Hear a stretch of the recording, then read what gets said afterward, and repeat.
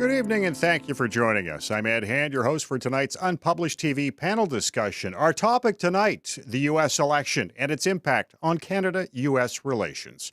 However you're watching and listening to our show, whether through our social media channels on Facebook, Twitter, and YouTube, or our podcast channels, iTunes, Google Play, Spotify, iHeartRadio, and more, I'd like to remind you can still cast your ballot on this topic at unpublished.vote and email your MP to tell them why. Now, our question this week, which presidential candidate will improve Canada-U.S. relations?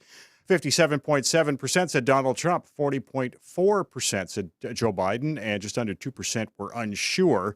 At unpublished.vote, you will find our podcast on this issue, as well as articles, opinion pieces, and research on the various views about the U.S. election and its impact on Canada-U.S. relations. So let's get started. Joining us this evening, Warren Kinsella is a lawyer and political commentator. Scotty Greenwood is the CEO of the Canadian-American Business Council. Elliot Tepper is a professor at the Norman Paterson School of International Affairs at Carleton University. And Richard Jenkins is the Director of Public Sector Research at Abacus Data. And I thank you all for joining us this evening. And, you know, let's start off with you, Warren. You worked on the Biden campaign.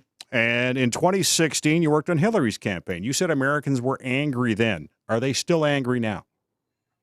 Well, what I did, because I'm a foreign national, so I was only able to participate. And also there was this pandemic thing. So I did phone banking in New Hampshire and Florida and other states. And I would say that, yes, the other side of the aisle was angry and motivated in that way. But our vote was motivated in our way. We found very early on that they were preoccupied with the coronavirus. They were concerned about it. They were concerned about vote suppression. And so when we were suggesting to them to participate in absentee balloting, early voting, mail-in ballots, and so on, they embraced that stuff with a vengeance. And I think we all saw that on election night and in the subsequent days, that was just a winning strategy of Jen O'Malley Dillon, who was the manager of the Biden campaign. Now, Elliot, 70 million plus still voted for Donald Trump, despite what we heard earlier about this being a blue wave happening. Is this an acceptance of his COVID response, or is just this the Republican Party circling the wagons? It's a reflection of American politics today. The razor-thin balance between one side and the other, keeping in mind that Joe Biden appears to have won, although that hasn't been acknowledged by the president or by key other people. But in the states that he did win, taking back that blue wall, it was also by very narrow margins in each of those. So America is very much divided tonight. And we are in the situation where whichever candidate wins, about half the country is going to say that president is illegitimate, which is a very unfortunate situation, both for America and for the nature of democracy, but also America's role in the world, which Joe Biden now is in position to affect. Scotty, how does the uncertainty of this election mirror that of 2000? Totally different situation, and I would just respectfully disagree with the previous speaker who said half of my country will find the results illegitimate. I think that people mostly accept our form of democracy. Now, half of the people might be disappointed, but some people will think it's illegitimate, but that's a much smaller percentage, because Americans understand that, you know, in elections you have winners and losers. But Ed, to your question, how is it similar or different from 2000? It's completely different. Mm-hmm. The margins are close in some of the key states, but the outcome is clear. So in 2000, it really came down to Florida. It was all about counting ballots and hanging chads and all of that, and the adjudication of the ballots was within the margin of error. Here, you know, as much as the Trump campaign would like to litigate the outcome, there won't be a material swing. There are enough votes, even with recounts, likely that Biden is the winner. So I think it's time. Let the process work out, of course, but you know, this is different than 2000. And the other thing that is different is you had a record number of people voting, as I think Warren might have said. You had 74 million votes for Biden, 70 million for Trump. And so it's a huge amount of participation. And I personally think that bodes pretty well for democracy. Now, back in 2000, at least even the leading up to the election, and of course the 30 odd days afterwards, it didn't seem quite so nasty as the U.S. is in 2020 today. Would I be fair in saying that? Absolutely. I Yeah. mean, the decorum and, the level of civility, has been absent for the last 4 years because the person at the bully pulpit chose to create a chaotic and rude, system of civil discourse, political discourse in our country. That, thank goodness, has now been repudiated, and we will move back to regular order and decorum. And I think people will welcome that. Richard, when most polls were taken in Canada, it seemed obviously most Canadians were in support of Joe Biden. In the States, though, he had an 8 to 10 point lead going into Election Day. Any idea where that disappeared? Well, to some extent, it was disappearing in the days before the election. If you look at the 200 plus polls that took place between September 1st and Election Day, as you got into those last few days, Trump saw his numbers going up. One of the unfortunate things, it looked like much more like a poll failure early on than it really was. If you looked at well done polls, mixed mode polls, and telephone polls, they were actually pretty good at getting the numbers right. But it was a challenging thing, and I'm glad we do not have that here. The rules about market research and polling here are so much easier for polling companies to be able to deal with. Warren, obviously Donald Trump at this point is not going to leave, and Republicans for the most part are quiet. We have heard George W. Bush congratulate Joe Biden, but what's the Trump impact on the grand old party right now? Well, I think his impact obviously is considerable. As Scotty pointed out, as much as I deplore it, he got 70 million votes. He actually expanded the Republican base this time compared to 2016. And that's not something that, if we didn't expect, we certainly didn't want. So he is a power to be reckoned with. But I think another factor, the other party in the Republican firmament is Fox News. And Fox so far has been playing kind of a careful game in terms of the election result. I think if they do come down, as they did with Arizona, as they did with Pennsylvania, and they enraged the Trump people, if they come down and say, look, it's over, and Biden, is, as much as we dislike it, is the president-elect of the United States of America, I think that's it for Mr. Trump, and then he goes off and starts his own TV network or something. But I think once Fox decides, I think that would be the deciding factor for me. Really, Fox? But, when I see some of those Republicans and they're not stepping up to defend Donald Trump, is that, when you say less, is that more in this sense, or is that driving home the point? Are you asking me? Yep. Oh, sorry.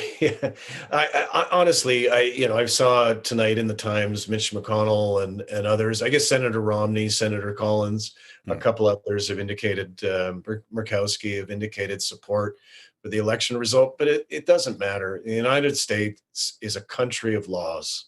It is a country that has democratic institutions, notwithstanding Trump's efforts to shred them over the past 4 years. I do not believe he is going to launch weapons in the next 70 days. I do not believe that he is going to prevail. He is going to leave the White House, and Joe Biden is going to be the president of the United States. Elliot, Donald Trump and Justin Trudeau were far from cozy, and, well, Joe Biden's Buy American plans, we've heard about that. Do you expect that's going to strain the relationship as much?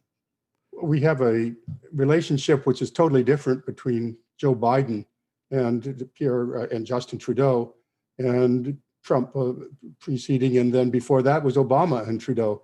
So what we have now is a partner in a way that we didn't have. I think one of the big key things that's changed is we have a president in the United States, apparently, who actually believes in multilateralism.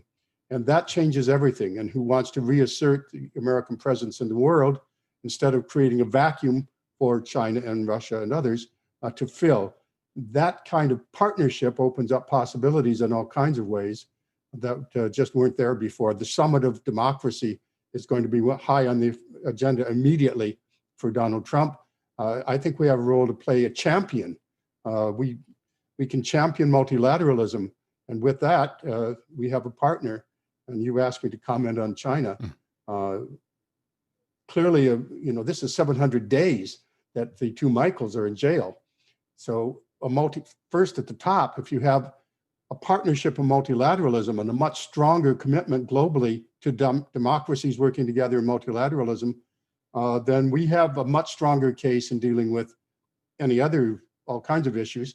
I thought it was very striking that the very first foreign leader that Biden called and chatted with took a call from, was our prime minister.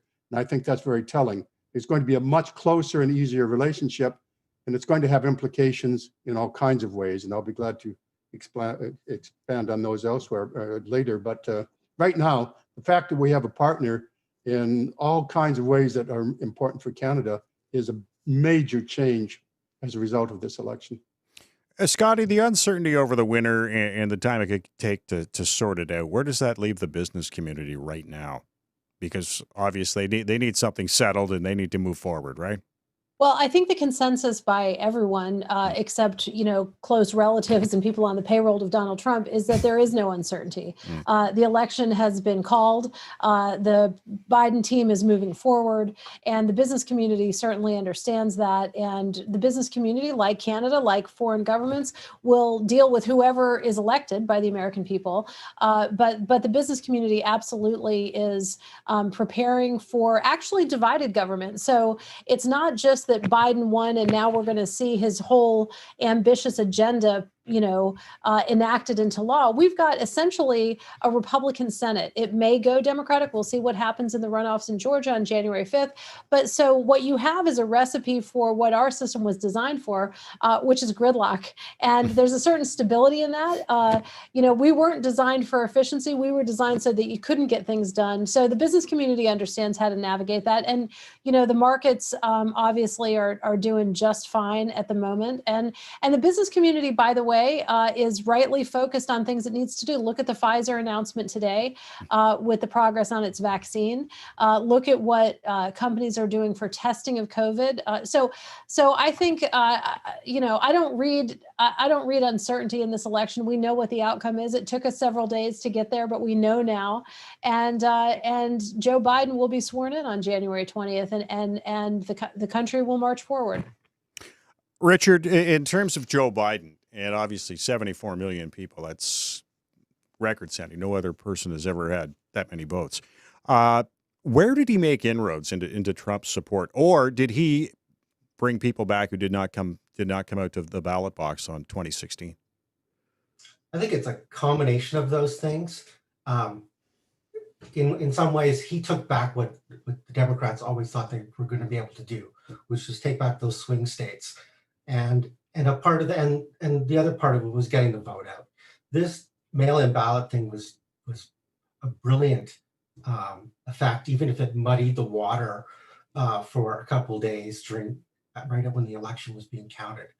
The unprecedented number and the balance between Democrat and Republican on those mail-in ballots was amazing. And I think that really was the thing that swung the tide, was the ability to get those people to vote, because they were potentially people who weren't going to vote, given they were concerned about the virus. Elliot, now, or Warren, when you were obviously working for the Biden campaign and calling around, were people motivated by you calling, or people calling to remind them to vote, or were they motivated because they could do it from home or do it online or drop it in the mail? They were exceptionally motivated. I mean, voting, all of us have voted, and, you're used to it. You go to a church hall or a community hall and you line up and you get your slip and you fill it out and so on. But for absentee balloting and advance voting and so on, there's more complexity to it. Like, we'd say to them, you get your ballot from the town clerk, and you put your X on it, then you put it in the little envelope, and you have to sign the little envelope with your real signature. Don't print your name, then put it in a big envelope, take it back to the town clerk. Don't rely on the postal system after a certain point. There were layers of complexity there, and what was amazing to me as a Canadian is Americans weren't deterred by that. They understood what was at stake, as Scotty was saying. The immensity, the enormity of the choice this time was not lost in them, and they embraced that process, and it was wonderful to see. Elliot, do you think this was the most important, crucial election in U.S. history? Well, it certainly was in the minds of 70 million voters on one side and 74 million on the other. So the huge turnout suggests that this that question turned out a lot of people to the polls more than any time in modern history, certainly. We've also, remember, had Vietnam and the assassinations and McCarthyism, and there was a civil war in 1860. So it certainly is a crucial election in terms of our time, no question about it. And I think that shows in the passions on both sides. And I certainly hope that the election result is accepted by both sides in sufficient numbers that we can move beyond the kind of bitterness. But I'm afraid that America does present opportunities for outside interference by the apparent divisions, by the nature of these campaigns on both sides. Outsiders that want to come in and destabilize America basically are having a grand opportunity. Here are our divisions, come in and exploit them. We'll take some time to see what happened this time with the Russians and the Chinese and the Iranians and the North Koreans. But having a divided America that is unable to heal, and that's why Joe Biden's central plank, I will be the healer, I will bring us together, and it's time for having a normal country. That needs to work for America, but also for America being the kind of country we've seen it in the past, being the leader of a post-war consensus on how the world works. Now, Scotty, obviously the U.S. fairly divided from the election results, and we saw that leading up to this. Are you optimistic this will lower the temperature in the U.S.? I am very optimistic about that prospect, Ed, and I'll tell you why. Donald Trump sought to exacerbate divisions that were already there. So he didn't necessarily create them, but he made them a lot worse. And so there are some fault lines in our society.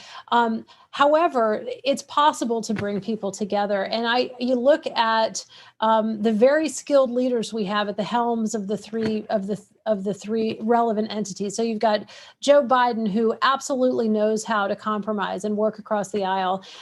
You've got Mitch McConnell in the United States Senate. You've got Nancy Pelosi. All three of these leaders have seen a lot in their lifetime. They all have dealt with each other, for decades. And the timing is so important. The country, the stakes are so high between the pandemic, the economy, what's happening in the world. They will take this seriously, and you don't have anybody at the top that's seeking to exacerbate divisions. They're quite the opposite. So I really am hopeful. The one sort of caveat I would say about all this is I think Americans will give Biden a chance, but I don't think they really so much voted for Biden as they voted against Donald Trump. And I'm not taking anything away from the Biden campaign and the operation. They did a masterful job and they won, and they were quite disciplined in their effort. But I think when you talk to people, they really were either choosing to support the president strongly or to vote against the president strongly. And many of the Republicans that supported the president are actually now, if I can say, prayerful about it. They love the country. They want what's best for the country. And I'm seeing a lot of social media and a lot of the people that I know that are supportive of President Trump, very prayerful about what's coming. So I think if that's the attitude, that we've got to, for people who are believers, literally pray about the future. And then you've got politicians wanting to work together. I feel good about that. I think that's a good path, and I believe in our system. Right?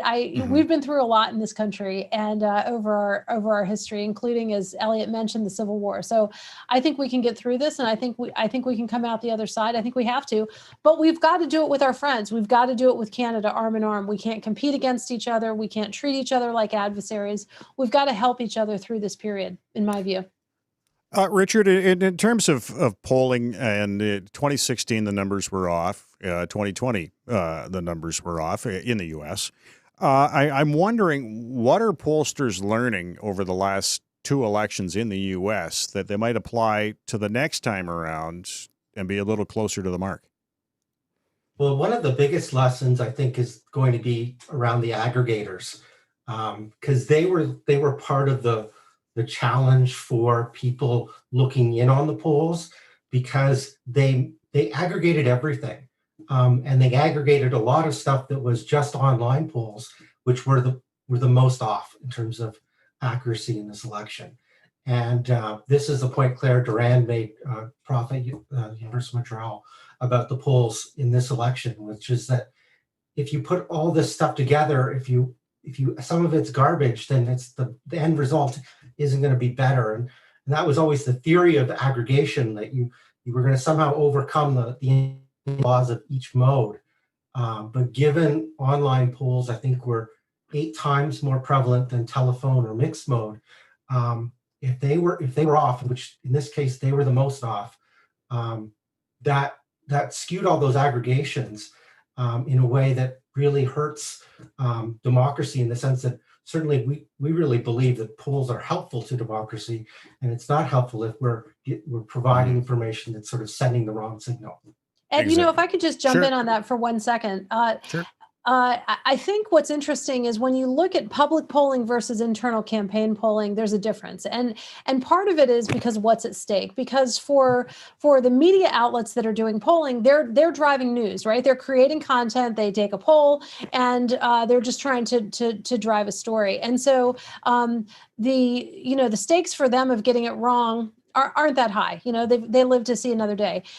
The internal polls for the campaigns, for the pollsters that are involved in a campaign, if you get it wrong, that impacts the campaign, and you don't get hired in the next cycle. And I have to say, both of the campaigns had much better numbers than the polling numbers. When we saw Joe Biden's lead jump in Wisconsin to double digits in the public polling, nobody on the Biden campaign said that was anything close. And when you saw the president's lead in Pennsylvania really surge, again, the Biden campaign said, stay up. This is gonna change. And so I think the stakes are different. And of course, we in the public have access to the public polls, and there's a bit of a disconnect there. Okay. All right. Now we've got a question coming in on our Facebook live page. And Warren, given the announcement today of the Pfizer COVID-19 vaccine, do you think the U.S. under Joe Biden will be able to get COVID under control this winter? And when do you think the U.S.-Canada border will reopen, if they can? No, I don't. And I'm not an epidemiologist. You've had me on before, so I'll say that. No, yeah. But my understanding, as a member of the media, I'm very hesitant to boost big pharma's PR. And the Pfizer thing, I thought the prime minister was actually quite good on it. He cautioned people and pointed out that we need super freezers in order to accommodate this vaccine, and we can barely accommodate getting the flu vaccine, which we currently possess, out to millions of Canadians and Americans. How we think that we're going to be able to manufacture and deploy these super freezers in order to assist Pfizer in its product is beyond me. No, I think this is going to go on for some time, and the numbers out of the United States today are shocking. Yeah. It was just horrible. And we have to do all we can as a society to help each other out and get through this. You want to jump in, Scotty? Well, yeah, I just wanted to sort of recalibrate one thing. This isn't about, quote, assisting Pfizer with its product, okay? This is about how do we confront a public health challenge that we haven't seen in quite some time. So Pfizer is stepping up, Johnson & Johnson is stepping up. There are all sorts of, Warren, you don't want to shout out Big Pharma. I'm happy to. These are innovators that are really working hard to try to solve a societal problem. And governments and civil society and the business community are all going to, and academia are all going to have to come together in common cause if we're going to get through this. I agree that it's going to be very challenging, and I agree we have to manage expectations. But let's not attack the folks that are actually, trying to find the vaccines. I'm not attacking them, but if their cause is humanity, they should do it for free. And the media should be doing it with a neutral voice. And that's not what took place today. Today, Pfizer's stock price was juiced by something that is not market ready, and that is irresponsible. Well, if we could have it for free, that would be great, but that's not the world we live in. So we frame this in kind of the general conversation we've been having. One of the key elements of the Trump era was the deconstruction of trust. A colleague of mine and I are working on that. The key challenge right now is the redevelopment of trust. The reconstruction of trust, I think, is the challenge of the Biden administration and others. And one of those key areas is going to be, can you really trust now whatever we hear? Because the previous administration did so much injection of politics over the whole issue of whether this vaccine or that. I don't think bleach worked out very well. So the deconstruction of trust was a hallmark of the previous administration, and the challenge facing us is the reconstruction of trust. And it'll start with the vaccine, because America is facing, the world is facing this crisis. And one of the things we should remember about the Trump administration and the 70 million votes and how close this last election was, is Americans were catching 100,000 and more cases a day of this vaccine. People were dying at 1,000 a day or more. It's out of control. And nevertheless, the president of the day barely carried the can for it. Apparently enough people switched, but 70 million people did not blame him sufficiently to change their vote and vote him out of office. Well, one other point I want to bring up with you, Elliot, when we were talking about China earlier, do you think having the U.S., this comes from Facebook Live, go back to the way it was pre-Trump, will help COVID and Spavor return to Canada? Yes. Do you see that? This is thank you. I think that's an excellent question on our 700th day of their hostage taking, which is what it was. So we have I was disappointed by the Globe and Mail today. Nathan once again had an excellent article eclipsing what I was going to suggest tonight, saying, yes, this is a possibility now because China now is in a situation where there's going to be more of a pressure on them for various reasons, and perhaps this will work. I think we should back up a little bit and say there's another dimension of the Biden incoming foreign policy, and that deals with Iran. Remember, we are in this difficulty because we honored an American request to arrest her, but it was over an Iranian question. So if Joe Biden does want to get back into the Iran nuclear deal, then will he or will he not press for the release of Meng Wanzhou, which is related to that? The simplest way out of our situation is the U.S. will drop their extradition request. Meng Wanzhou will go home. And as part of that, I would hope the Biden administration would say, remember, we're doing this, but we want these people released, our friends, Canada, so it's part of the package.